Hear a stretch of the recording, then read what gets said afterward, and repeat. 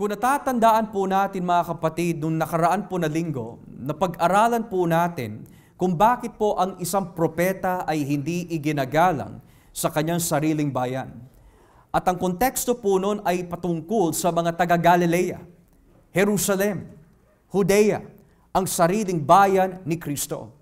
Maging ang kanyang mga magulang, mga kaibigan, kapatid, ay hindi sumampalataya sa kanya, bagamat sila po ay parte ng kanyang sariling bayan. Gayunpaman, nakita natin that yung mga tumanggap kay Kristo bilang Mesiyas at propeta ay ang mga hentil na taga-Samaria, kung saan natupad ang sinasabi ng ating Panginoon, ang propeta ay hindi iginagalang kundi sa sariling bayan po niya. Ngayon, sa pagbalik po ni Kristo sa Cana, ang sabi po ng Biblia, meron po siyang nakasalubong isang opisyal. Or we can say, isang mataas po na tungkulin in the royal office. At sabi po ng Biblia, nagkaroon po ng sakit. Nag-aagaw buhay na po ang anak ng opisyal. And for this reason, nilapitan po niya si Kristo dahil nababalitaan po niya kung ano po yung kayang gawin ni Jesus. Which in this case, kung natatandaan po natin, the first time na dumayo po ang ating Panginoon sa lugar na kung tawagin Cana in Galilee, doon po naka-record na siya po ay gumawa ng isang sign o himala by turning the water into wine. At nung mabalitaan po ng opisyal yung kayang gawin po ni Jesus, ang sabi po ng Biblia, ninais po niya na dumalo si Jesus sa kanyang sambahayan upang mapagaling ang kanyang anak. Pero dito natin matututunan mga kapatid, that hindi pa tapos ang ministeryo po ni Kristo ng pangre-rebuke sa mga taong masasabi natin, baluktot ang pananampalataya. Now, just to give us a review mga kapatid, ano po ba ang mga ginawa po ni Kristo nung siya po ay nasa Cana, Jerusalem, and Galilee? Alam po natin na marami po siyang ginawa ng mga himala at marami po ang sumunod sa Kanya. Subalit, yung pagsunod po ng mga tao kay Kristo ay maituturing po natin hindi tunay na pananampalataya. At kung may pananampalataya man po sila, nakasentro ang kanilang pananalig po kay Kristo sa Kanyang mga gawa, pero hindi sa Kanyang persona. Kaya mapapasin po natin dito, sa talatang 47, nang mabalitaan niyang bumalik si Jesus sa Galilea mula sa Judea, pinuntahan niya ito, nakiusap siya kay Jesus na pumunta sa Capernaum at pagalingin ang anak niyang nag-aagaw buhay. So kung hindi nabalitaan mga kapatid ng opisyal yung kayang gawin ni Jesus, hindi siya lalapitan po nito. At hindi lang po yun, mamamatay ang kanyang anak. Subalit, maaari natin tanungin, kung ikaw ay si Jesus at nilapitan ka ng isang opisyal, mataas po ang kanyang katungkulan, nilapitan ka ng isang mataas na opisyal, di ba ang sasabihin mo siguro is, sige, nasaan ang iyong anak? Puntahan natin. Pagagaling ko siya. Maaari, yun ang gagawin po natin kung tayo po ay nasa katatayuan ni Jesus. Kasi ang ating intensyon, kung pupuntahan ko yung anak, pagagalingin ko ang anak, at maliligtas din ang kanyang sambahayan. Maaari, yun ang ating karunungan at kaalaman. Subalit, hindi yun ang ginawa ni Kristo. Ayon po sa talatang 48, sabi po ng Biblia, sinabi ni Jesus sa kanya, hanggat hindi kayo nakakita ng mga himala at kababalghan, hindi kayo maniniwala sa akin. Now, our way would have been, sige, pupunta ako sa bahay mo, pagagaling ko ang iyong anak, at kapag nakita mo ang iyong anak ay gumaling, sasampalataya kayong lahat sa akin. That is man's way. Pero ang paraan ni Kristo ay iba. Sinabi po niya sa lalaki, and hindi lang po sa lalaki, pero ginamit po niya yung salitang, hindi kayo. referring to the plural. Hindi lang yung lalaki ang kanyang kinakausap po dito, kundi yung mga taong mali ang pananampalataya. Nung makita po nila yung mga himala ni Kristo, sumampalataya po sila sa kanyang gawa, pero hindi pa sila sumasampalataya sa kanyang persona. Kaya ang sabi ni Jesus, hindi kayo maniniwala hanggat there are signs and wonders. Now, yung mga salitang hindi kayo maniniwala sa akin, mula po sa original, it is very strong. It is the words ume, which means never, ever. It is a double negative sa wika po ni Kristo. Nang ibig sabihin, imposible na kayo'y sumampalataya sa akin. Imposible na manampalataya kayo sa akin. Imposible na lumapit kayo sa akin maliban kung magpapakita ako ng mga signs and wonders. Na bakit po sinabi ni Kristo, you will never, ever believe on me except there are signs and wonders. Dahil nababasa niya ang puso ng bawat isa. Nababasa niya. Sabi po ng Biblia, kung atin po babasahin dito in John chapter 2, sabi po dito sa aklat ng John chapter 2, talatang 23 at 25, napakalinaw kung ano po ang nakasaad ho dito. John chapter 2, verses 23 and 25. Habang si Jesus ay nasa Jerusalem ng pista ng paglampas ng anghel, marami ang sumampalataya sa kanya nang makita nila ang mga himalang ginawa niya. Pero hindi nagtiwala si Jesus sa pananampalataya nila. Dahil kilala niya ang lahat ng tao. At hindi na kailangan may magsabi pa sa kanya tungkol sa mga tao. Dahil alam niya kung ano ang nasa mga puso nila. Now, kung ikaw ay si Jesus, hindi ka ba matutuwa na maraming sumusunod? Maraming sumasampalataya? Kung ilalagay po natin ang filosofiya ng modernong iglesia at ilalagay po natin ito sa unang taon sa panahon ni Kristo, sasabihin nila, maganda ito. Marami po pasok sa simbahan, maraming membro, maraming umaattend, ang ganda tignan. Kung gagamitin natin ang filosofiya, pananaw ng modernong church. Pero si Kristo ay iba. Hindi niya tinitignan ang dami. Hindi po niya tinitignan ang bilang. Ang tinitignan po niya ay ang motibo, ang pananampalataya, at kung ano po ang nasa loob ng puso ng bawat isa. Pero ang tanong ho dito mga kapatid, bakit po ni-rebuke ni Kristo ang mga ito kung sila ay sumasampalataya naman sa mga signs? Is because sa pananaw ng mga Hudyo nung unang taon, dahil sila'y inaaralan tungkol po sa darating na Mesiyas sa lumang tipan, ang kanilang paniniwala ay ito. Ang darating na Mesiyas ay gagawa ng mga himala kagaya ni Moises. At kapag dumating ang Mesiyas na yan, na gumagawa ng maraming himala, ang ibig sabihin po nun, ilalagay na po niya at ilalatag na po niya ang kaharian ng Diyos. Mawawala na po ang pagkakaalipin ng mga Hudyo sa mga Romano. Magiging independent na ang Israel. Dahil kapag dumating na ang Mesiyas at siya'y nagpapagaling, narito na rin ang kaharian ng Diyos. Tatanggalin na po niya ang Roman Empire at magiging independent na ang Israel. So, ang motibo ng mga Hudyo kung bakit sila sumusunod, hindi dahil sa kaligtasan, kundi they had a political agenda. Narito na si Jesus, siya ang Mesiyas, great, wonderful. Mapapalaya na po tayo mula sa ating pagkakaalipin sa mga Romano.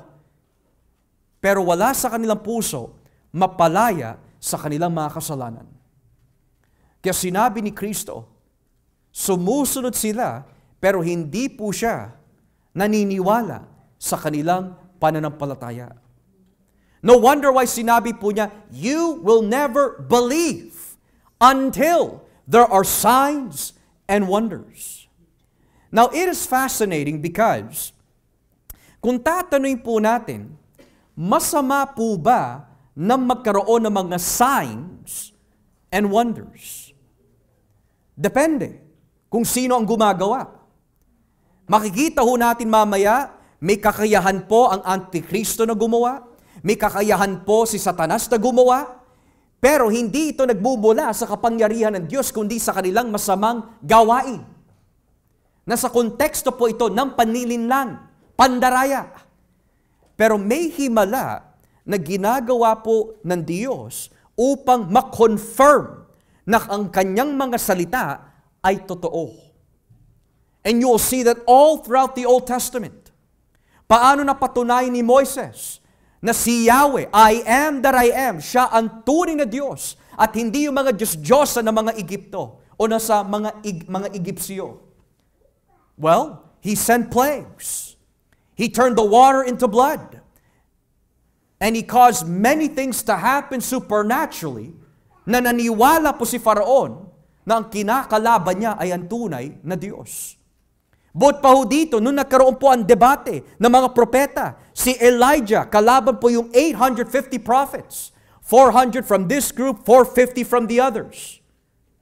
Nagkalaban po sila, nagkaroon ng debate. Who is the true God? Sila Baal o si Yahweh? So nagpababa po ang Diyos ng apoy para mapatunayan through signs and wonders na siya ang tunay na Diyos. So it's not the signs and wonders ng Diyos yung nire-rebuke po ni Kristo dito. Dahil siya mismo ay gumagawa ng himala para mapatunayan na tunay nga na siya'y isinugo ng Ama. Pero ang kinagagalit po ni Kristo ho dito is that kung sasampalataya ka lamang doon sa performance, pero hindi sa object, kundi si Kristo, walang kabuluhan pa rin ang pananampalataya. So, yan po ba ay nangyayari ngayon? Absolutely. Maraming tao na ganito po ang kanilang katwiran. Hanggat hindi nagpapakita si Jesus sa aking harapan, hindi ako maniniwala na may Diyos. Hanggat hindi pinapagaling ng Diyos ang aking mga minamahal sa buhay, sa kanilang stage 4 cancer, sa kanilang mga tumors, sa kanilang mga sakit karamdaman, hindi ako maniniwala sa Diyos. O babawan pa ho natin sa mga may mababaw na pagkakaintindi sa Diyos. Hanggat hindi ako ginagawa ng Diyos milyonaryo, hindi ako maniniwala sa Kanya. Signs and wonders. Pero if you notice mga kapatid, yung signs and wonders in the Bible, meron po silang layunin eh. Ang layunin po ng mga himala o yung mga kababalghan na binabanggit po dito, all point to prove and demonstrate tunay yung sinasabi ng sugo. Ngayon, kung sinasabi ni Kristo na siya ang sugo ng Ama at isinugo po siya ng Diyos, He must do exactly what the prophets of the Old Testament did. Paano napatunayan ni Moises na siya isugo ng Diyos? Miracles. Paano napatunayan po ng mga ibang propeta, kagaya po nila Elisha at Elijah na sila'y sinugo po ng Diyos? Miracles. So paano mapapatunayan ni Kristo na siya'y isinugo ng Ama? Bahagi po dito yung mga himala. At paano mapapatunayan ng mga alagad sa aklat na mga gawa na sila'y sinugo ng Diyos bilang mga apostol? Gumagawa sila ng mga himala. Kaya kailangan gawin ni Kristo ho yun para mapatunayan na tunay ang kanyang mga sinasabi. At siya'y talaga isinugo ng Ama. Pero sa ating modernong henerasyon, iba na. Dahil namatay na si Kristo sa krus. Bagamat siya po ay gumagawa pa rin ng mga himala according to His time and plan. At hindi po ayon sa ating plano o oras, ang basihan pa rin po ng tunay na pananampalataya ay hindi ho yung mga signs and wonders na nakikita, kundi tinatanggap ba natin ang salita ng Diyos with signs or not? Yun ang tunay na basihan. Natignan niyo po yung sinabi dito sa 48. Hanggat hindi kayo nakakita ng mga himala at kababalghan, hindi kayo maniniwala sa akin. Tuwing binabanggit ni Jesus yung mga itong klaseng salita, majority of the time, lagi po ito nasa negative. It is never in the positive. Most of the time, lagi po ito in the negative. Matter of fact, Pastor, ang tanong ko ho, kung hindi ako maniniwala sa mga pangako o salita ng Diyos at hihiling po ako ng signs and wonders, kasalanan ba yun? Depende. Tignan niyo po yung sinasabi dito sa Mateo 12:39. Matthew chapter 12. 3 beses ginamit ni Kristo yung gaytong salita. Mateo 12, talatang 39. Tignan niyo po ang nakalagay dito. In Matthew 12, verse 29 or 39. Sabi po ng Biblia, sumagot si Jesus, kayong henerasyon ng masasama at hindi tapat sa Diyos, humihingi kayo ng himala, pero walang ipapakita sa inyo maliban si himalang katulad ng nangyari kay Propeta Jonas. Ano ho ang tawag ni Kristo sa mga humihingi po ng himala? Bagamat na nagpakita na ho siya ng maraming himala, pero hindi pa rin ito sapat sa mga tao? Masamang henerasyon. But pa ho dito, naulit na naman. Kung babasahin po natin mga kapatid, ang chapter 16 ng Mateo. Chapter 16, verse 1. Tignan niyo po ang nakalagay. Mateo 16, talatang 1 hanggang 4. Tignan niyo po ang nakalagay. May mga Pariseo at Saduceo na lumapit kay Jesus para subukin siya. Hiniling nilang magpakita siya ng himala mula sa Diyos bilang patunay na sugo siya ng Diyos. Pero sinabi ni Jesus sa kanila, kapag palubog na ang araw at mapula ang langit, sinasabi ninyo, magiging maayos ang panahon bukas. At kapag umaga at makulimlim ang langit, sinasabi ninyo, uulan ngayon. Alam ninyo ang kahulugan ng mga palatandaang nakikita ninyo sa langit. Pero bakit hindi ninyo alam ang kahulugan ng mga nangyayari ngayon? Kayong henerasyon ng masasama at hindi tapat sa Diyos, humihingi kayo ng himala, pero walang ipapakita sa inyo maliban si himalang katulad ng nangyari kay Jonas. 2 beses binanggit ng ating Panginoon, ito yung himala na makikita ninyo. Yung himala na nangyari kay Jonas. Well, kung tayo po ay palabasan ng dumatipan, ano nga po ba ang nangyari kay Propeta Jonas? Nilunok po siya ng isang malaking isda. Nanatili po siya sa tiyan ng isda of 3 days and 3 nights. Now, pinagdedebatehan po ng mga eskolar kung si Jonas po ba ay patay na mga panahon na ito o siya ay buhay. Whatever the case might be, ang sabi po na Biblia, nasa tiyan po siya ng isda for 3 days, 3 nights. Pero bakit in-apply ni Kristo yon? Ang ibig sabihin po ba ni Kristo, ihahagis niya ang kanyang sarili sa dagat upang dunukin din siya ng isda? Hindi ho. What he's talking about here is confinement. At ano po yung confinement? Kung si Jonas was confined in the belly of the whale for 3 days and 3 nights at niluwa right afterwards, yun din ang mangyayari kay Kristo when He is confined in the belly of death, so to speak. Patay ang kanya katawan for 3 days and 3 nights. And after that, He will be resurrected. So ano po ang tawag sa mga tao na hindi sapat sa kanila ang salita ng Diyos upang maniwala? Kailangan po nila ng himala. Kailangan po nila ng wonders. Kailangan po nila ng providence, financial blessing bago po maniwala. Well, most of the time, nakausap po ni Kristo yung mga taong nire-rebuke po niya sa gaytong klaseng kategorya, they are religious leaders.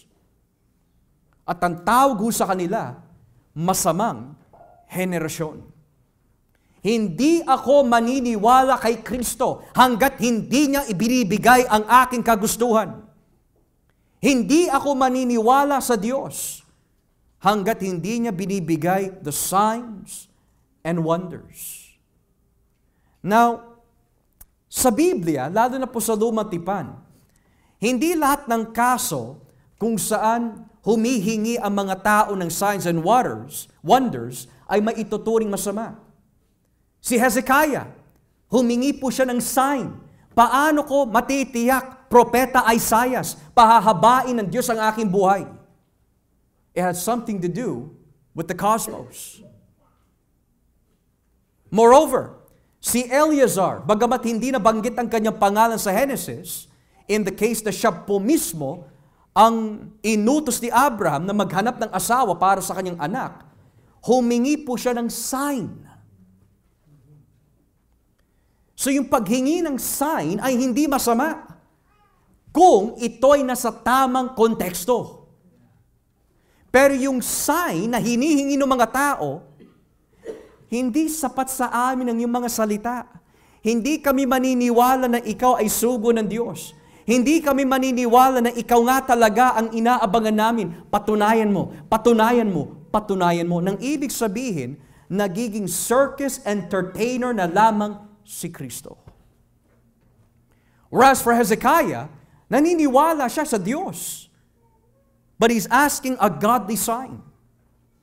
Ganoon din for Eleazar. Ayaw niya magkamali sa kalooban ng Diyos. He was a worshiper of Yahweh, pero hiningi po niya the sign kung ito na nga yung babae para kay Isaac. Pero ang mga ito, the sign that they're asking for is not matupad ang kalooban ng Diyos, kundi mapalaya kami from political bondage. Tayo po ba, mga kapatid, sapat po ba sa atin ang pangako ng Diyos? Ang gawain kasi po ng ating mga laman ay ito. Kapag nadatnan po tayo ng mga oras at panahon ng paghihina, we get frustrated. Bakit hindi pa sinasagot ng Diyos ang aking kahilingan? Ang tagal! Hindi yata ako pinapakinggan ng Diyos. And then habang hindi natin iniingatan ang ating puso, palubog na palubog ang ating pananampalataya, naiiba na ang ating pananaw. Hindi ako maglilingkod sa iyo hanggat hindi mo binibigay sa akin yung mga hinihiling ko. Pero mga kapatid, yan po ay isang maling paraan ng pagsunod sa Diyos. Unang-una, hindi obligado ang Diyos na sagutin ang ating mga kahilingan. Lalo na kung tayo ang unang nagkasala sa Diyos. Kailan may hindi siya nagkasala ho sa atin. Wala tayo maisusumbat sa Kanya. Hindi natin pwede taliin ng Diyos na ito ang kailangan mo gawin or else, hindi ako maniniwala. Nang ibig sabihin, tatakutin mo pa ang Diyos? Hindi ba tino ang tawag doon? Tatakutin mo ang Diyos? Hindi natatakot ang Diyos kanino man. Tayo ang dapat ang matakot sa Diyos. Natatakot tayo sa mga multo. Ito yung mga nagaan yung mga demonyo na nanggagaling sa mga masasamang espiritu. Natatakot tayo sa itsura ng mga anghel. Pero pagdating sa kabanab-banalan Diyos, siya pa ang hinahamon natin. Hindi ako maniniwala sa inyo hanggat hindi ka nagpapakita ng ganito, hanggat hindi mo ibinibigay yan. Now, may mga kaso po ba na ibinibigay po ng Diyos? Yung ating mga kahilingan, bagamat ganun po tayo humingi sa Kanya. Maaari, nangyayari yon dahil bahagi po yun sa Kanyang plano. Para mapahiya ho tayo. Mapahiya bakit? Para maipakita ng Diyos na kahit ginanyan mo ako, ito ang aking katapatan sa iyo. Upang mahiya ka. Ilang taong kita inalagaan, pinakain, pinotektahan, Pero sa maliit na bagay na ito, pinagdududahan mo pa rin ako. Dumarating sa atin yun, mga kapatid. Nakakalimutan natin ang providensya ng Diyos na pinaranas niya sa atin noon, ngayon, at sa susunod na panahon. Dumarating sa atin yun. Pinagaling ka ba ng Diyos noon? Opo. Pero bakit pa rin tayo nagdududa ngayon? Ibinigay ba ng Diyos yung mga kahilingan mo noon? Opo. Bakit natin siya pinagdududahan ngayon? Mga kapatid, ito ang test of faith. Ibigay man ng Diyos yung ating kagustuhan o hindi, hindi po ito sapat na rason upang hindi ho siya paglingkuran. Dahil kahit kailan, mga kapatid, walang ginawa masama ang Diyos sa atin. Wala. Moreover, kagaya po na nabanggit ko nga po sa inyo kanina, bakit nga po ba ang mga ito ay humihingi ng signs and wonders? Kasi they want more, hindi sapat eh. They want more. Is because kapag ang tao po ay nasa laman, hindi yung mga bagay tungkol po sa persona ni Kristo ang kanilang hahanapin, kundi yung mga bagay na magbibigay ng benefits sa kanila. May isang church father by the name of Augustine. Nagkaroon po ng isang katanungan dahil sinasabi po ng Biblia, walang naghahanap sa Diyos. No one seeks after God. And yet, may nagtanong, if no one seeks after God, bakit yung mga hindi mananampalataya, bakit yung mga pagano, hinahanap nila ang Diyos, nananalangin sila sa Diyos, kung hindi talaga nila hinahanap ang Diyos? Ang sagot po ni Augustine, na may kaugnayan po dito, is this. Kung ang mga taong hindi mananampalataya ay dumalapit sa Diyos, hindi para sa kapatawaran, hindi dahil sila'y nagsisisi, hindi dahil kinikilala nila ang Diyos for who He is, kundi meron silang hinihingi sa Kanya na meron silang kailangan at kapag nakuha nila yung kailangan po nila, hindi na sila babalik sa Diyos. Ganyan ang tao. Lalapit tayo sa Diyos kapag matindi ang trahedya na ating nararanasan. Pero kapag naibigay na ng Diyos, vacation na tayo. Bye-bye! Tapos bumagyo na naman ang buhay natin, babalik na naman tayo sa Diyos. Hindi dapat ganun. Meron man o wala, pinupuri pa rin natin ang Diyos.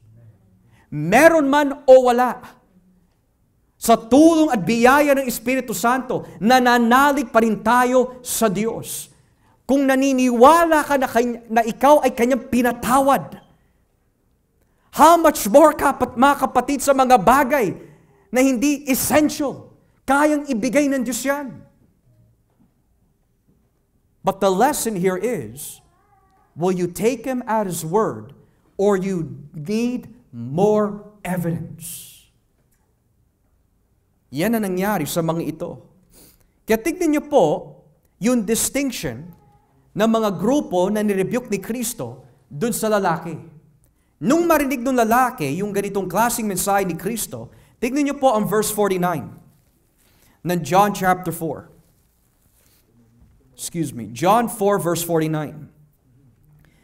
Sumagot ang opisyal, sumama na po kayo sa akin bago mamatay ang anak ko. Sinabi ni Jesus sa kanya, pwede ka nang umuwi. Magaling na ang anak mo. Naniwala ang opisyal sa sinabi ni Jesus at umuwi siya. Now, kung ako ay nasa laman at ako ay hindi mananampalataya at wala sa akin ang banal na Espiritu, hindi magbabago ang aking isipan. Kung ako ay nasa kalagayan po ng opisyal, paano kung matitiyak na pinagaling mo anak ko? Sumama ka na sa akin. To see is to believe. Pero ano po yung ginawa ng lalaki? Nung sinabi ni Jesus, magaling na ang anak mo, umuwi ka. Hindi po niya sinabi, show me signs. Show me wonders. Ang sabi ng Biblia, umalis na siya. Anong ibig sabihin na siya'y umalis? Tinanggap niya ang salita ni Kristo kahit walang himala na ipinakita sa kanyang harapan. Tinanggap na niya. Now we must understand something here. Ang biyahe from Cana to Capernaum is not a short trip. Medyo malayo-layo ho ito. And yet, kung ikaw ay magbiyahe from Capernaum all the way to Cana, sabihin na po natin, it's a very long distance, malayo, mapapagod ka sa biyahe, hindi ba na susulitin mo na? Hindi, malayo yung biyahe ko eh. Sumama ka sa amin. Susulitin ko ito. Ayoko na bumalik na walang nangyayari. Sumama ka na sa akin. But the fact that kahit malayo ang distance, ang pinanghawakan po ng opisyal po dito ay yung salita. Yung salita. Mga kapatid, yun lang ang kailangan natin. Panghawakan ang salita ng Diyos. Pero bakit ho natin kailangan panghawakan ang salita ng Diyos? At bakit po natin madalas, bahagi na po dito, na nakakalimutan na panghawakan ang salita ng Diyos? Dahil nakakalimutan ho natin kung sino itong Diyos na ating pinaglilingkuran. Kung sinasabi po natin siya ay soberano, tanggapin mo yun. Kasi kapag sinabi po soberano ang Diyos, walang imposible sa Kanya. Hawak niya ang lahat. At kung ikaw ay anak ng isang soberanong Diyos, then you have the guarantee, walang masama mangyayari sa iyo. Dahil aalagaan ka ng Diyos na iyong pinaglilingkuran. Kaya hindi na nagdalawang salita. Yung opisyal, hindi na pa siya nagtanong. Hindi ho siya nagreklamo. Hindi niya ginawa yung ginagawa ng iba, kundi ang sabi niya, ang sabi ng Biblia, umalis na siya. Okay, sinabi mo, aalis ako. May kahawig po ang istorya na ito sa Centurion, sa Mateo 8. Sinabi po ng Centurion kay Kristo, hindi kami karapat-dapat na pumasok kayo sa aming sambahayan, pero speak the word. And that is enough. Mga kapatid, hindi na natin kailangan na bumaba pa si Kristo in the flesh para mapatunayan po niya na tunay ang kanyang mga salita. Ang kanyang mga salita na nakasaad sa Biblia ay buhay at mapagkakatiwalaan. Meron ka bang kahilingan sa Panginoon? Meron ka bang iniisip na alam mo sa iyong kakayahan, hindi mo kakayanin, magawa? Purihin ang Panginoon, meron kang Diyos matatakbuhan. When the Bible says, mga kapatid, I will supply all your needs according to His riches and glory in Christ Jesus, paniwalaan mo yun. Kapag sinabi ng Biblia, I am the God that healeth thee, paniwalaan mo yun. Kapag sinabi ng Biblia, patatawarin ko ang sino man magpapakumbaba sa aking harapan, paniwalaan mo yun. Kung sinabi ng Biblia, be strong in the Lord, at hindi magwawagi ang kalaban sa iyo, paniwalaan mo yun. Pero hanggat hindi ho natin tinatanggap ang salita ng Diyos for what it is at face value, mauuwi po tayo sa pagkakasala. Pero hindi lang po yun, mga kapatid. Tignan niyo po ang nangyari. Kasi ang Diyos kapag nagsalita ho siya, lagi may confirmation po yun Tignan niyo po yung confirmation dito sa talatang 51. Habang nasa daan pa lang, ay sinalubong na siya ng mga alipin niya at sinabi sa kanya na magaling na ang anak niya. Kaya tinanong niya kung anong oras ito gumaling. Sumagot sila, kahapon po ng mga alauna ng hapon, ay nawala na ang lagnat niya. Na bakit kailangan tanungin ng opisyal sa kanyang mga alipin kung ano oras? Well, we can say that marami mga tao nung unang taon hanggang sa ating panahon na matatawag po natin very skeptical. Halimbawa, anong oras siya gumaling? Well, kung gumaling po yung bata, sabihin po natin ng 10 o'clock p.m. at night. Nag-usap kayo ni Jesus ng 1 p.m. in the afternoon. Pero 10 p.m. po siya gumaling.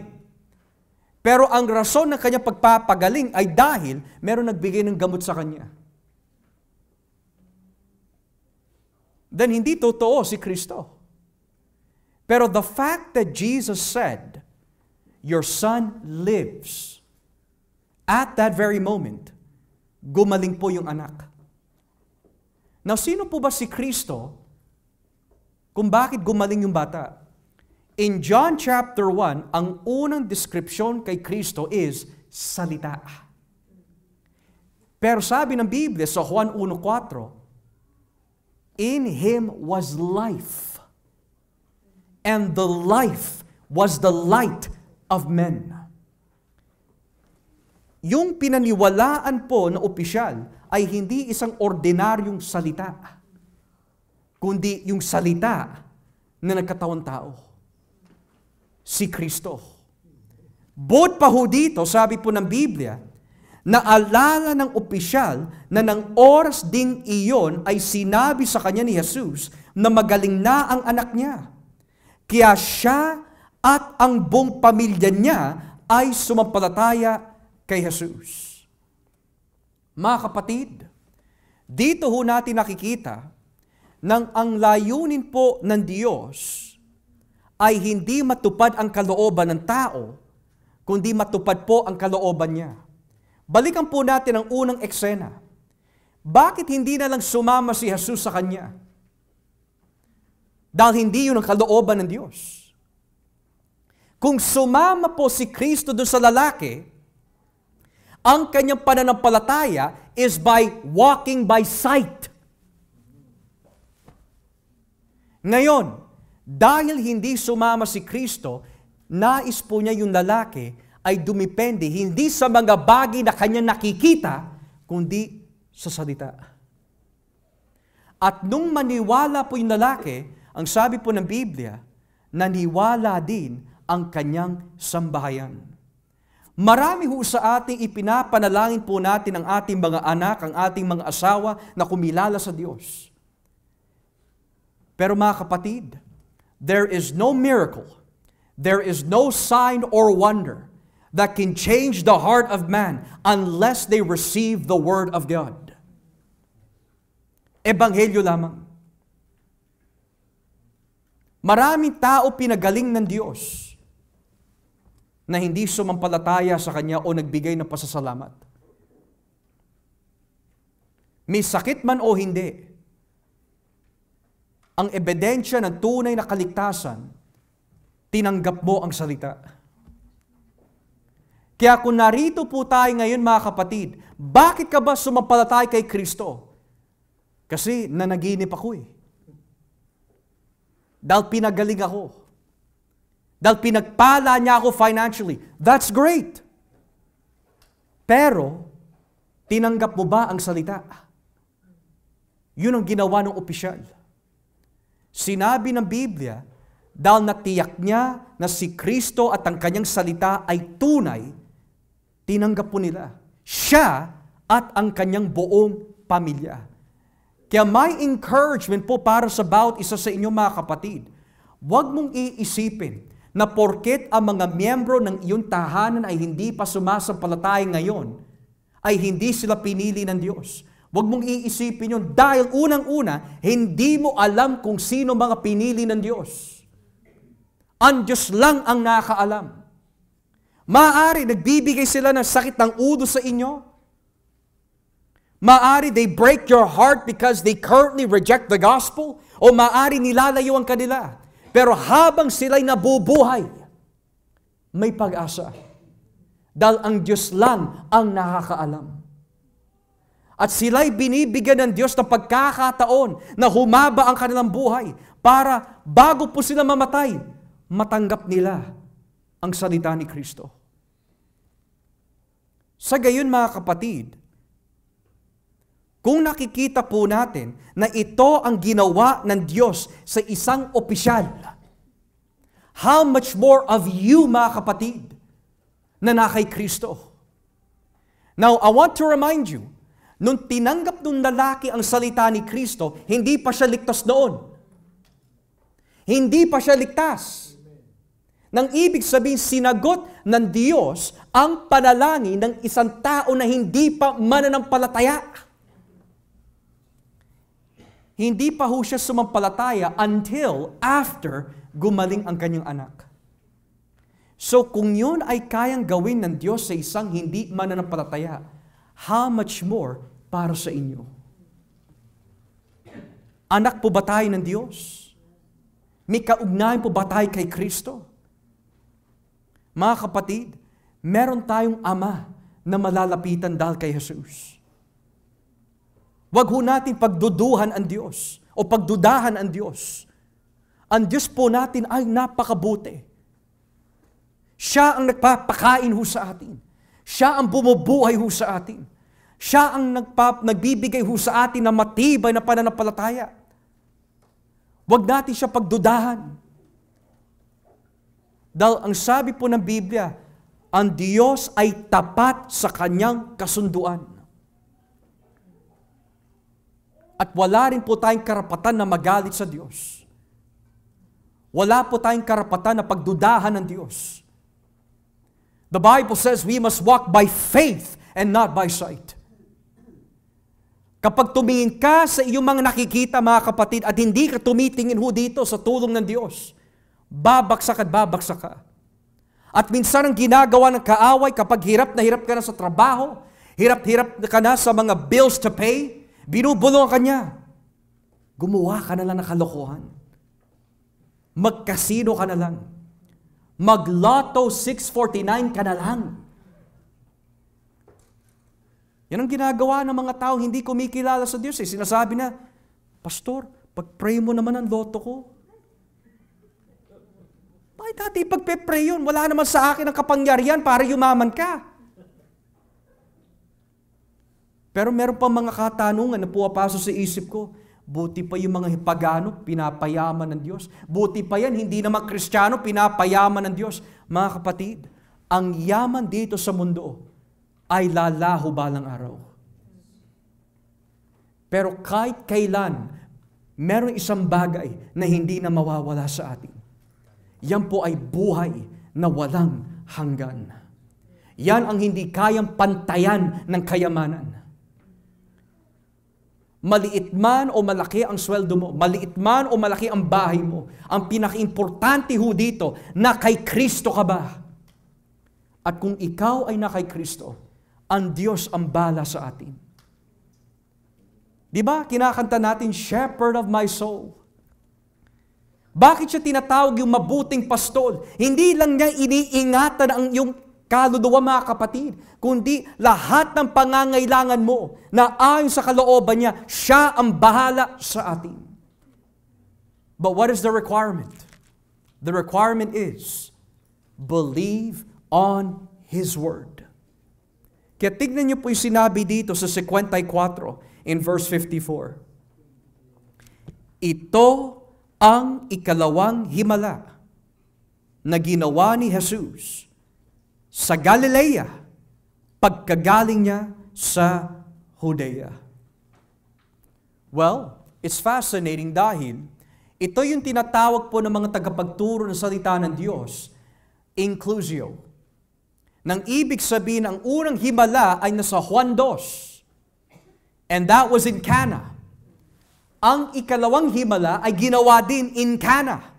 Nang ibig sabihin, on John 2 verse 1, and John 4:54 ay bumubuo ng isang inclusio na nakasentro sa lugar ng Cana. Kaya ito ay tinatawag po nila the Cana cycle. Tayo po ba, mga kapatid, kailangan pa ho natin ng himala? para maniwala sa Diyos. Tignan mo ang iyong sarili sa salamin. Kung ikaw ay binago ni Kristo, himala na yun. Ano ka dati? Pero hindi mo na ginagawa yun noon, himala na yun. That is enough for you to trust in the power of God. Because faith comes by hearing, and hearing by the words of Christ. Have faith in God, mga kapatid. Hindi ka pababayaan ng Diyos. As we pray.